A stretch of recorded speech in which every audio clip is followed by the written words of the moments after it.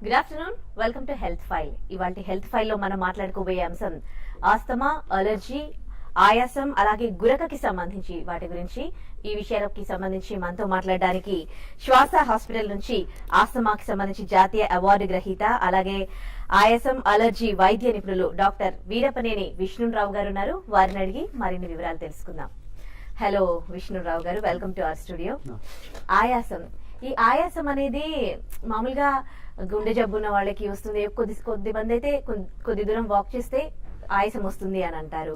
కొద్దిమంది ఎక్కువసేపు మాట్లాడితే ఆయాసం వస్తుంది అంటారు. అసలు ఈ ఆయాసం అనేది ఎన్ని రకాలు, ఏ విధంగా ఉంటుంది? సో ఇప్పుడు ఊపిరితిత్తుల జబ్బుల్లో కొన్ని సిమ్టమ్స్ ఉంటాయి. ఒకటి దగ్గు వస్తుందంటే ఊపిరితిత్తుల జబ్బు అని. జనరల్ గా గుండె జబ్బులో కూడా దగ్గు వస్తుంది, ఇంకొన్ని రకాల జబ్బుల్లో కూడా దగ్గు వస్తుంది.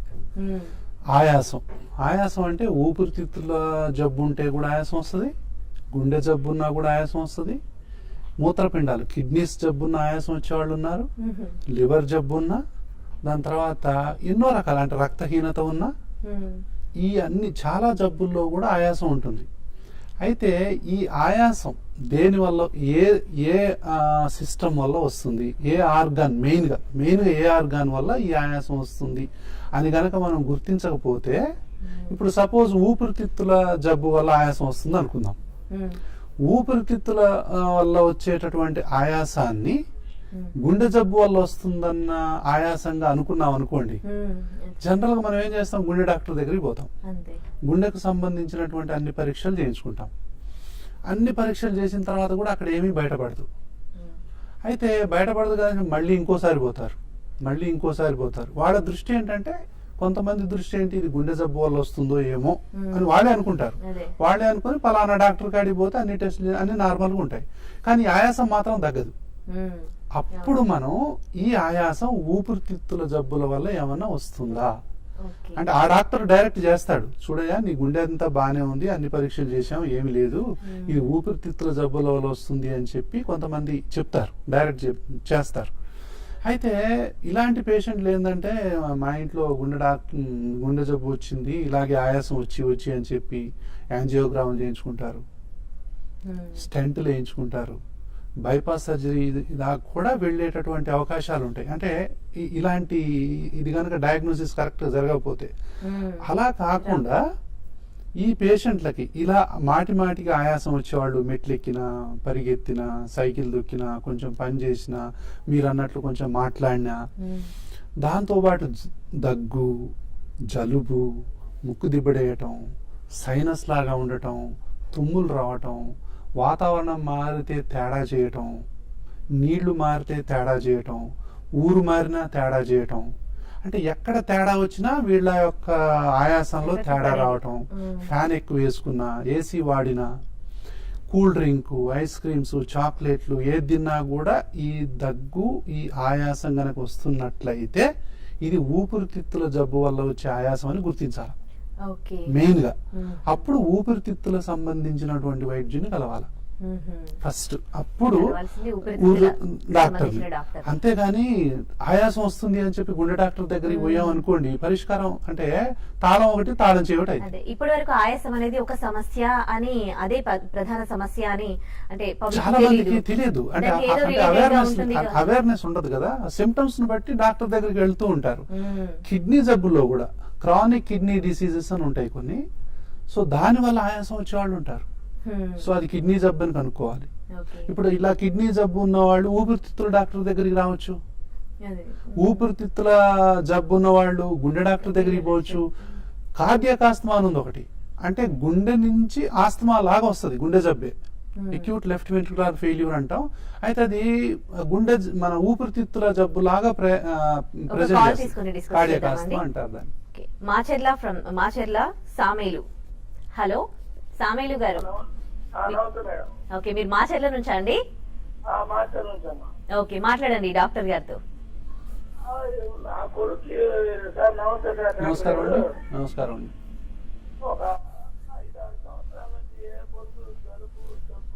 మీ ఆడియో లో అయిపోయిందండి సామేలు గారు. చెప్పండి సామేలు గారు.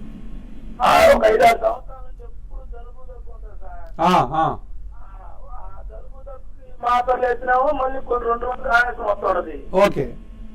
మళ్ళీ ఆ ఆయాసానికి జలుబుకి ఇంజక్షన్ లభిస్తే ఒక 10-15 రోజులు. ఎంత వయసు అండి? బాగుంటది సార్. ఎంత వయసు? ఇప్పుడు 11 ఉన్నాయి సార్. 11 ఉన్నాయి. మీకు కూడా ఉన్నట్టుందిగా, కొంచెం నోరు బొంగురు పోతా ఉంది. లేదు సార్, నాకు థైరాయిడ్ ఉంది సార్. గొంతుకి దగ్గు ఆయాసం ఏం రాదా మీకు? నాకేం లేదు సార్. ఆయాసం అలాంటి ఏం లేవు నీకు? ఏం లేదు, నాకేం లేదు సార్. మీ బాబుకే మాటి మాటికి వస్తా పోతా ఉందా? వస్తుంది సార్. ఈ మధ్యన ఒక 15-20 రోజుల క్రితం తేప తవ్వు జరుగుతుంది అంటున్నాడు సార్. ఆయాసం కూడా వస్తుందా? ముక్కు దిబ్బడేయటం? తవ్వు జరిగినప్పుడు ఆయాసం వస్తుంది సార్. జలుబు ఉంటుందా? ముక్కు దిబ్బడేయటం, జలుబు చేయటం? జలుబు కూడా ఉంటుంది సార్. అదనమాట. సో ఇప్పుడు ఇది క్లాసికల్ అలర్జీ ఆస్మా కేసే. అంటే ఆ బాబుకి నేను ఎప్పుడు ఈ ముక్కులనే మూసుకుపోయినాయి, ఊపిరితిత్తులు కూడా మూసుకుపోయాయి. ఇవి మాటి మాటికి మూసుకుంటా ఉన్నాయి. ఈ వాతావరణం మారిన, నేను చెప్పాను కదా, దుమ్ము, ధూళి, పొగ, అగరబత్తీలు, పర్ఫ్యూమ్స్, సాంబ్రాణి పొగలు, దాని తర్వాత ఏసీ, ఏ వాసన తగిలినా మూసుకుంటుంది. వర్షాకాలంలో ఎక్కువ మూసుకునే అవకాశాలు ఉంటాయి. Into bacterial infections, viral infections, వర్షంలో తడవటం వల్ల, తేమ శాతం ఎక్కువగా ఉండటం వల్ల, తడిగాలి, పొడిగాలిలో ఉండదు, తడిగాలి. మరీ పొడిగాలి ఎక్కువైతే కూడా మళ్ళీ ఆస్మా వస్తుంది. సో గాలిలో మా యొక్క హ్యూమిడిటీ చేంజ్ కొంచెం ఎక్కువైనా చాలా తక్కువైనా, సో ఆప్టిమం ఉండాలి అరౌండ్ 50, 45 to 50. మోర్ దాన్ 50 ఉంటే వచ్చే అవకాశాలు ఉంటాయి. కాబట్టి ఈ హ్యూమిడిటీ ఎక్కువైనప్పుడు, అందుకనే సముద్ర తీర ప్రాంతాల్లో ఉన్న వాళ్ళకి ఆస్మా ఎక్కువ ఇది. ఒక్కోసారి హ్యూమిడిటీ ఎక్కువగా ఉంటుంది, తేమ శాతం ఎక్కువ ఉన్నప్పుడు ఆస్మా వచ్చే అవకాశాలు ఉంటాయి. సో ఈ బాబుకి ఏంటంటే మాటికి ఇలా మూసుకుంటూనే ఉన్నాయి. ఏదో ఇంజక్షన్లు టెంపరీగా వాడుతున్నారు. అసలు అయితే ఇలా ఉండాలి, ముక్కు గాని లంగ్స్ గాని ఈ విధంగా ఉండాలి. కానీ ఈ విధంగా మూసుకొని పోతా ఉన్నాయి మాటికి. ఏదో టెంపరీగా ఇంజక్షన్లు ఇచ్చి కట్లిప్పుతా ఉన్నారు. కాబట్టి ఓ 10 రోజులు మంచిగా ఉంటాడు, ఓ 10 రోజులు మళ్ళీ వస్తూనే ఉంటుంది. కాబట్టి ఏంటంటే సరి అయినటువంటి వైద్యుడిని సంప్రదించి సరి అయినటువంటి మందులు వాడినట్లయితే ఆ పిల్లవాడు రిజల్ట్స్ అనేవి బాగుంటాయి. మళ్ళీ ఇలా అయిన తర్వాత ఇలా కాకుండా చేసే మందులు కూడా వాడుతూ ఉండాలి ప్రివెన్షన్ కోసం. దాంతో పాటు కొన్ని రకాల వ్యాక్సిన్స్ అవి ఇవి ఉంటాయి. అయితే ఈ యొక్క ఏంటంటే ఇదే చెప్తున్నాను, అంటే డయాగ్నోసిస్ చేయాలి కదా. సో మందులు మనం టీవీ ద్వారా ఈ మందులు వాడమని చెప్పకూడదు, ఎందుకంటే డయాగ్నోస్ చేయకుండా మనం అలా చెప్పకూడదు. అయితే ఈ ఖచ్చితంగా అలర్జీ ఆస్మాకు సంబంధించిన ప్రాబ్లం అని చెప్పొచ్చు. ముక్కు దిబ్బడేయటం, వాతావరణం మారగానే మాటికి రావటం, కూల్ డ్రింక్స్, ఐస్ క్రీమ్స్ ఏదైనా తిన్నా ఇట్లా ఊపిరితిత్తులు గాని ముక్కు గాని ఈ విధంగా మూసుకుపోతున్నాయి. ఈ విధంగా ఓపెన్ చేసేటటువంటి మందులు ఇప్పుడు అందుబాటులో ఉన్నాయి, ఇన్హేలర్ గాని అవి గాని. అయితే సరి అయినటువంటి డాక్టర్ ని సంప్రదించి ఎవరికైతే అలర్జీ ఆస్తమా మీద అవగాహన పూర్తి స్థాయిలో ఉందో వాళ్ళని సంప్రదించి వైద్యం తీసుకున్నట్లయితే ఆ పిల్లవాడి జీవితం ఒక విధంగా ఉంటుంది. లేకపోతే ఆ పిల్లవాడికి ఏమవుతుందంటే హైట్ ఆగిపోద్ది, అంటే ఎదిగే మొక్క మీద బరువు పెట్టినట్టు. సో హైట్ ఆగిపోతారు కొంతమంది. తర్వాత యాక్టివిటీ, హుషారు ఉండదు, ఏ ఆట ఆడదామని ఆయాసం వచ్చేస్తుంది. సో ఆయాసం మాటికి వస్తుంది. చదువుకు కూడా ఇబ్బంది కలుగుతుంది, చదువు కూడా చదువుకోలేకపోతారు. కాబట్టి ఏంటంటే పిల్లల యొక్క 3 vital areas, growth, studies, activities అనేవి ఆస్తమాని కనుక చిన్నప్పుడు వైద్యం చేయకపోతే వాటిపైన దుష్ప్రభావం ఉంటుంది. కాబట్టి మంచి డాక్టర్ని సంప్రదించి మంచిగా వైద్యం తీసుకున్నట్లయితే పిల్లలు చక్కగా ఆడుకోగలుగుతారు, మంచిగా ఆటలు పాటలు అంటే చదువు అన్ని రంగాల్లో కూడా ముందుంటారు, లేకపోతే వెనకబడిపోతారు. ఓకే, మరో caller Kavitha from Anantapur. Hello Kavitha గారు. అవునండి, అనంతపురం జిల్లా నుంచి మాట్లాడుతున్నామండి. మాట్లాడండి డాక్టర్ గారితో. చెప్పమ్మా. నమస్తే సార్. నమస్తే అమ్మా. మా బాబుకి జాన్వరిలో సైనస్ ప్రాబ్లం ఉందనేసి, అలాగే కొంచెం పాలిప్ అని చూసాడు సార్, ఎండోస్కోపీ చేసి. సైనస్ ప్రాబ్లం ఉందని ఎంఆర్ఐ స్కానింగ్ చేయడం వల్ల తెలిసింది. సో దానికి ఆపరేషన్ చేశాడు. ఆపరేషన్ చేసి అక్కడ అదే శ్వాస మార్గంలో ఉండే కొంచెం ఏమన్నా ఉంటే అది తీసేశాడు. చిన్న బోన్ సైజ్ లో అలాంటిది చిన్న మజిల్ కట్ చేశారు. తర్వాత ఏమన్నారంటే జలుబు అలాంటి ప్రాబ్లమ్స్ రావు అన్నారు ఎక్కువగా. బట్ ఒక 10 days నుంచి కొంచెం లైట్ గా జలుబు చేసింది. వాళ్ళు ఇచ్చిన టాబ్లెట్స్ వాడితే తగ్గిపోయింది సార్. మరి ఇప్పుడు మళ్ళీ జలుబు చేస్తా ఉంది. ఎక్కువగా క్షీణించమని చెప్పారు. జలుబు చేసే అవకాశం ఉంటుందా? ఎంత వయసు అమ్మా బాబుకి? ఇప్పుడు 8 years. ఎంత? 8 years పైన 5 months sir. Okay okay. So ఇది చాలా, అంటే ఇది మోస్ట్ కామనెస్ట్ ప్రాబ్లం. ఇది ఈ యొక్క ముక్కు దిబ్బడేయటం, పిల్లలు నోరు తెరిచి గాలి తీసుకుంటా ఉంటారు. ఈ పిల్లలు నోరు తెరిచి గాలి తీసుకుంటా ఉంటే ఈ ముక్కుల్లో పాలిప్స్ అని, దాని తర్వాత ఈ సైనస్లని, అంటే నేను చెప్పాను కదా ముక్కులు ఈ విధంగా మూసుకొని పోయినాయి. అయితే ఇప్పుడు ఏంటంటే 1 ఎయిర్వే 1 డిసీజ్ అంటాం. సో అంటే మొత్తం కూడా రెస్పిరేటరీ ఎలర్జీ, ముక్కు దగ్గర నుంచి మొదలు పెడితే సైనస్లు, టాన్సిల్స్, ఎడినాయిడ్స్ కింద అంత లోపల దాకా ఒకటే ఇన్ఫ్లమేషన్, ఎలర్జిక్ ఇన్ఫ్లమేషన్ అంటాం. ఇప్పుడు ఈ ముక్కులో ఉన్న వాళ్ళకి ఇదే ప్రాబ్లం సైనస్ లో ఉంటుంది ఎంతో కొంత, ఇదే ప్రాబ్లం లంగ్స్ లో కూడా ఉంటుంది.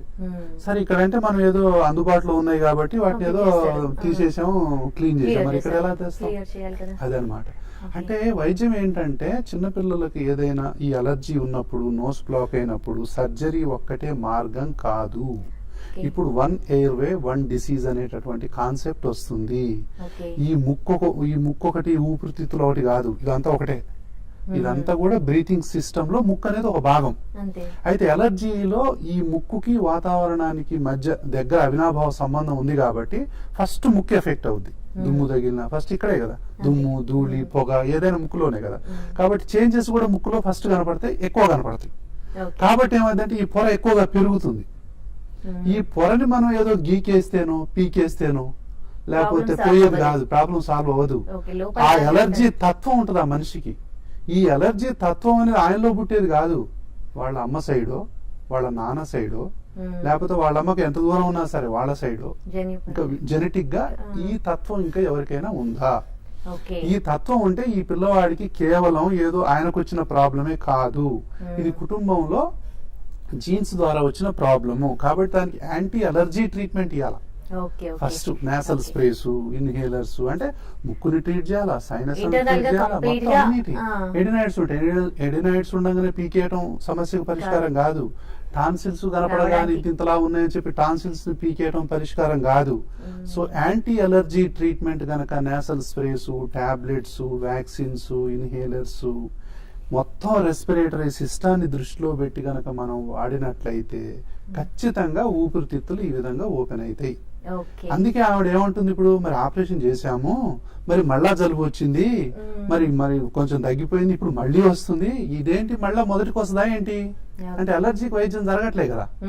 కేవలం మెకానికల్ గా అడ్డు ఉన్నటువంటి దాన్ని కొంచెం తీసేసాం, అది మళ్ళా పెరుగుద్ది. మళ్ళీ పెరగకుండా ఉండటానికి మందేం వాడలా మనం. ఇంటర్నల్ గా ఎలా తీసేయాలి 1 ఎయిర్వే 1 డిసీజ్ గురించి డాక్టర్ గారు ఇందాక మీరు చెప్పారు, నాజిల్స్ బ్లాక్ అయినప్పుడు దాన్ని సర్జరీ చేసి దానికి సంబంధించి ట్రీట్మెంట్ చేసి అది తీసేయడం కాదు, టాన్సిల్స్ వస్తే టాన్సిల్స్ కి సర్జరీ చేయడం కాదు, ఇంటర్నల్ గా ప్రాబ్లం ఏంటో గుర్తించాలి అని అన్నారు. ఈ ఆయాసం వచ్చినప్పుడు అది దేని వల్ల వచ్చింది, ఎలా డయాగ్నోస్ చేస్తారు, ఎలా గుర్తిస్తారు అసలు? అంటే ఇప్పుడు ఈ ఆయాసం వచ్చేది ఊపిరితిత్తుల వల్ల వచ్చింది అనుకోండి, అలర్జీ, ఆస్తమా వల్ల. అలర్జీకి సంబంధించిన కొన్ని టెస్టులు ఉంటాయి, రక్త పరీక్షలు ఉంటాయి, చర్మానికి సంబంధించింది. ఇప్పుడు డస్ట్ వల్ల చాలా మందికి తుమ్ములు వస్తాయి. డస్ట్ తగలగానే 50 తుమ్ములు తుమ్మేవాళ్ళు ఉన్నారు. ఆ డస్ట్ మైట్ ని కనుక మనం చర్మం మీద ఆ టెస్ట్ చేస్తే మనకు ఒక పెద్ద బెందులాగా వస్తుంది, అంటే డస్ట్ పడట్లేదని తెలుసుకోవచ్చు. అలాగే పోలెన్స్ కు కొంతమంది వస్తుంది, గ్రాస్ పోలెన్స్, రకరకాల వీడ్ పోలెన్స్, చాలా పోలెన్స్ ఉంటాయి. దేని వల్ల వస్తుందో ఆ టెస్ట్ వల్ల తెలుసుకోవచ్చు. ఏదైనా ఫుడ్ పడట్లేదు అనుకోండి, ఆ ఫుడ్ ఆ టెస్ట్ చేస్తే కూడా తెలిసిపోతుంది. ఎలర్జీ టెస్ట్ వల్ల ఎలర్జీ దేని వల్ల వస్తుందో తెలుస్తుంది. ముఖ్యంగా పోలెన్స్, డస్ట్ మైట్స్, కుక్క పిల్లలు ఉంటాయి, పిల్లలు ఉంటాయి, దేని వల్ల ఎలర్జీ వస్తుందో తెలుసుకోవాలి. సపోజ్ ఇంట్లో ఒక కుక్క పిల్లో పిల్లో ఉందనుకుందాం, మాటికి జలుబు చేస్తుంది, ఈ 365 రోజులు ఎప్పుడు చూసినా జలుబే ఉంటుంది, ఎంతకి ఎన్ని మందులు వాడినా కూడా తగ్గినట్టే తగ్గి మళ్ళా వస్తుంది అనుకుందాం.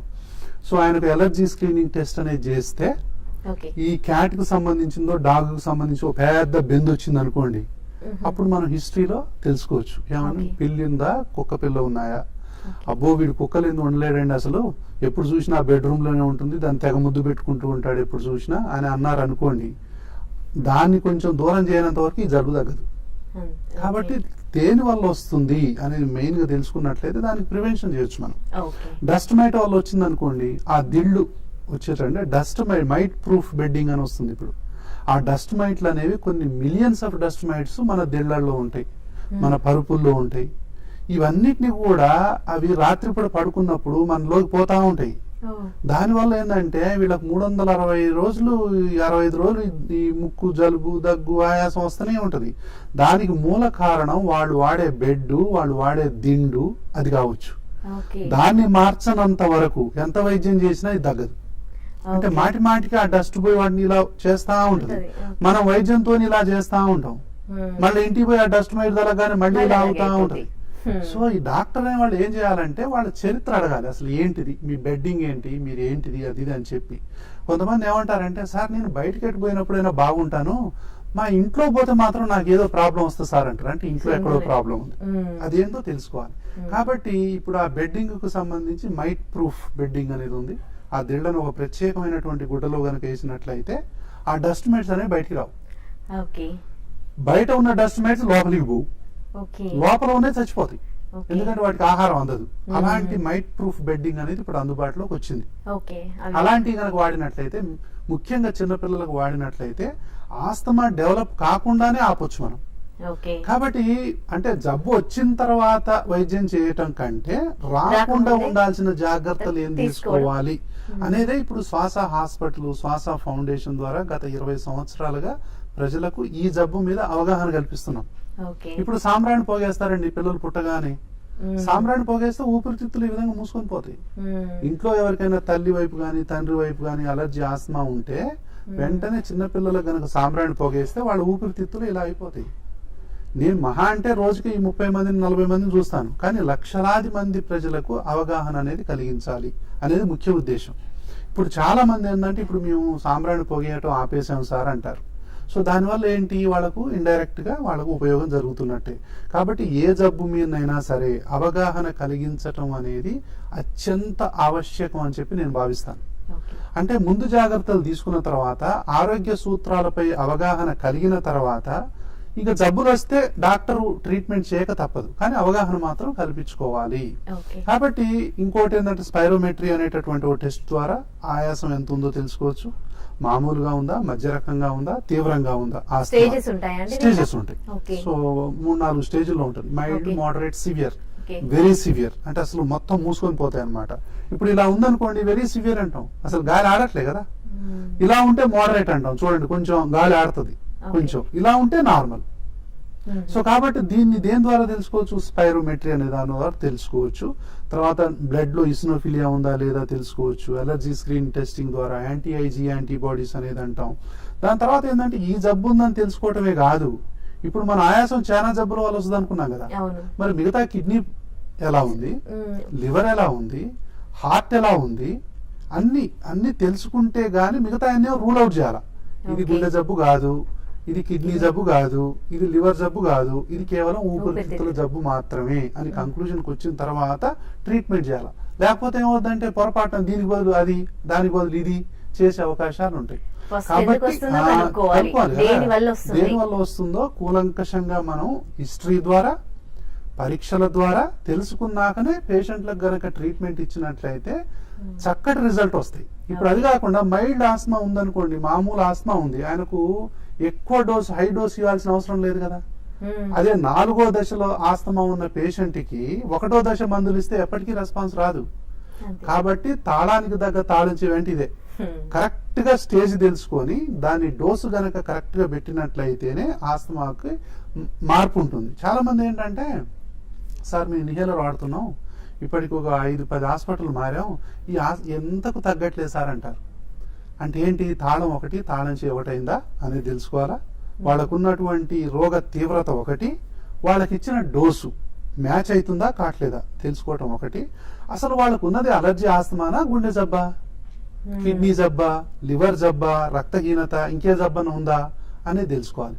అంటే డయాగ్నోసిస్ అనేది కరెక్ట్ గా తెలుసుకున్నప్పుడు ట్రీట్మెంట్ ఇవ్వటం అనేది సులభం అవుతుంది. కాబట్టి ఇదంతా అవగాహన కలిగించుకున్నట్లయితే పేషెంట్లు ఇబ్బంది పడాల్సిన అవసరం ఉండదు. ఈ జబ్బుకు ఒక 100 పేర్లు ఉన్నాయి. కొంతమంది నాకు బ్రాంకైటిస్ ఉంది సార్, కొంతమంది నాకు అలర్జీ ఉంది సార్, కొంతమంది నాకు సైనస్ సార్, కొంతమంది నాకు డస్ట్ అలర్జీ సార్, దీని ఇమ్ము, దమ్ము, రకరకాల పేర్లు ఉన్నాయి. అలర్జీ, ఆస్తమాకు ఒక 100 పేర్లు ఉంటాయి. ఒక 100 రకాలుగా. నాకు సైనస్ ఉంది సార్ అంటారు, ఆయనకు ఆస్తమా కూడా ఉంటుంది, మెట్లెక్కి ఆయాసం వస్తుంది, కానీ నాకు సైనసే ఉంది సార్ అంటాడు. ఓన్లీ ముక్కుకు సంబంధించిన వైద్యాలు తీసుకుంటా తిరుగుతూ ఉంటాడు జీవితాంతం. కానీ అదే పేషెంట్లో ఆస్తమా కూడా ఉంటుంది. సో ఇక్కడ వైద్యం జరగాలి, ఇక్కడ కూడా వైద్యం జరగాలి. జరగనంత వరకు ఆ సాటిస్ఫాక్షన్ అనేది లైఫ్ లో ఉండదు. ఏదో ఒక మిస్ అయిన ఫీలింగ్ ఉంటది, ఏదో ఒకటి మిస్ అవుతున్నాం, ఏదో కొంచెం పని చేస్తే ఆయాసం, ఏదో ఒకటి తినగానే ఏదో తేడా చేయటం అలాంటిది ఉంటది. కాబట్టి ఊపిరితిత్తులు ఈ విధంగా మూసుకొని ముక్కు దగ్గర నుంచి కింది వరకు ఈ విధంగా మూసుకున్నప్పుడు పై నుంచి కింది దాకా ఓపెన్ చేయాల్సిందే. మా బాబుకి కళ్ళు తిరుగుతున్నాయి సార్ అని చెప్పాడు ఒక అతను. కొంచెం తిరిగినట్టు కూడా ఉంటుంది. అంటే ముక్కు మూసుకున్నప్పుడు చెవులో ప్రాబ్లమ్స్ కూడా కొంతమందికి వస్తాయి. దానివల్ల ఆ బ్యాలెన్స్ అనేది కూడా కొంతమందికి, అంటే చెవులో ఏదో సౌండ్లు వచ్చినట్టు, బ్యాలెన్స్ అంతా తిరిగినట్టు, అంత తల తిరుగుతున్నట్టు కూడా అనిపిస్తుంది. దానికి కారణం జలుబు కావచ్చు.